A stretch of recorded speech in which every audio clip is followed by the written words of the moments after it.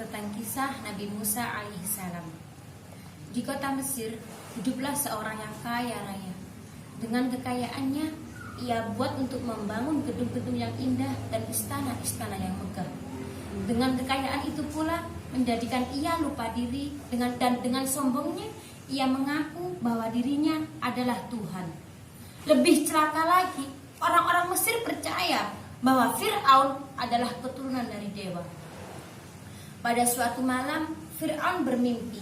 Ia melihat sebuah bara api besar bermula dari Baitul Maqdis dan meluluh lantakkan Mesir, kecuali Bani Israel.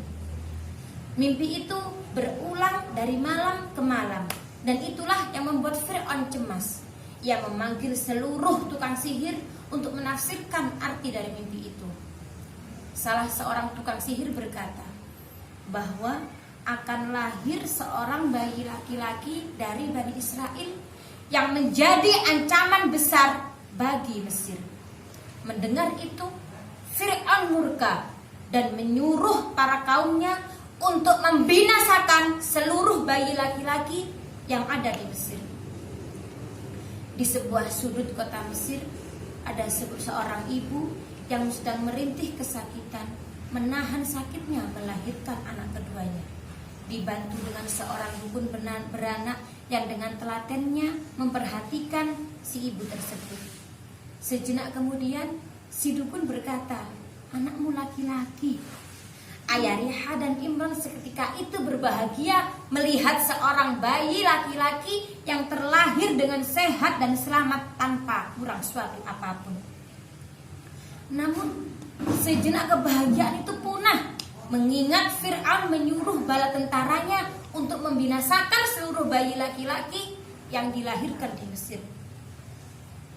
Ayariha dan Imran meminta pertolongan kepada Allah Subhanahu wa taala agar anaknya bisa selamat dari kaumnya Fir'aun. Ilham Allah turun menyusup lewat hati Ayariha sehingga Ayariha menaruh putra laki-laki itu di sebuah peti dan menghanyutkannya di aliran sungai Nil. Di sebuah istana Fir'aun, Asia, istrinya, sedang menikmati panorama sungai Nil dengan pembantu-pembantunya. Ia melihat ada sebuah peti yang mengalir di aliran sungai Nil. Ia menyuruh pembantunya untuk mengambil peti tersebut. Setelah itu pembantunya memberikan peti itu kepada Asia.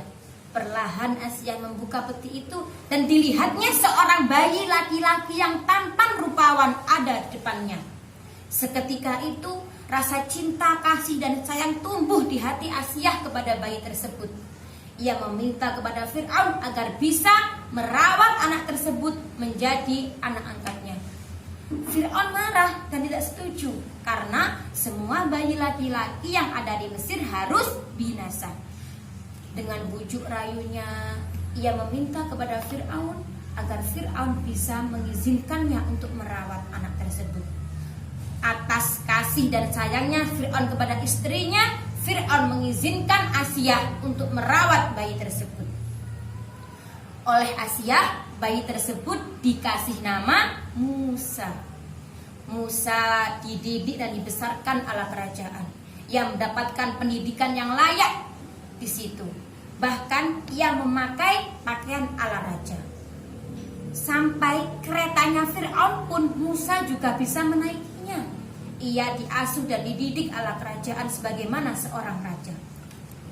Namun pada suatu hari terjadilah pertikaian antara Musa dan kaumnya Fir'aun, dan menyebabkan Musa harus meninggalkan istana Fir'aun. Ia tak tahu harus kemana arahnya melangkah. Di sebuah negeri bernama Madian, ia beristirahat sejenak. Dan disitulah Musa bertemu dengan seorang wanita bernama Safura, putri dari Nabi Syuaib. Dan disitulah Musa dinikahkan dengan Safura, putri dari Nabi Syuaib. Dengan mas kawin, Musa harus mengembala kambingnya Nabi Syuaib selama 8 tahun. Selama 10 tahun membina rumah tangga, Musa merindukan tanah kelahirannya. Ia meminta kepada keluarganya untuk ikut bersamanya menuju Mesir, tanah kelahirannya. Adapun di tengah perjalanan, Musa melihat sebuah cahaya terang di sebelah gunung Tursina. Atas penasaran di hatinya, ia menyuruh keluarganya untuk diam di tempat dan ia sendiri yang akan naik ke gunung Tursina. Musa tak peduli dengan peluh yang menganak sungai di tubuhnya. Ia terus menelusuri curamnya gunung Tursina. Sesampai di gunung Tursina, Musa bertemu dengan Rabbnya, Allah Subhanahu wa ta'ala. Untuk pertama kalinya Musa diangkat menjadi seorang nabi. Dan untuk pertama kalinya juga Musa mendapatkan perintah, yakni untuk memberikan peringatan kepada Fir'aun yang sombong. Dibekali Allah mukjizat dengan tongkat yang dibawa oleh Nabi Musa, ketika dilemparkan bisa berubah menjadi ular. Dan mukjizat yang kedua, tangan Nabi Musa ketika dikeluarkan maka akan memancarkan cahaya terang. Disitulah Musa pertama kali mendapatkan utusan sebagai seorang nabi, yaitu di gunung Tursina. Kemudian Musa kembali lagi ke istana Fir'aun menyampaikan apa yang telah diperintahkan kepada Allah Subhanahu wa ta'ala kepadanya. Fir'aun dengan sombongnya mengira bahwa Musa adalah seorang yang sombong dan meminta Musa untuk menunjukkan kebenaran ucapannya. Musa kemudian melemparkan tongkatnya menjadi ular, tetap tidak percaya. Musa mengeluarkan tangannya sehingga membentuk sebuah cahaya terang menerang. Fir'aun tetap tidak percaya. Keesokan harinya, Fir'aun mengumpulkan seluruh tukang sihir yang ada di Mesir untuk adu kebolehan dengan Nabi Musa. Para tukang sihir juga melempar tongkatnya dan berubah menjadi ular. Satu demi satu tukang sihir melakukan demikian.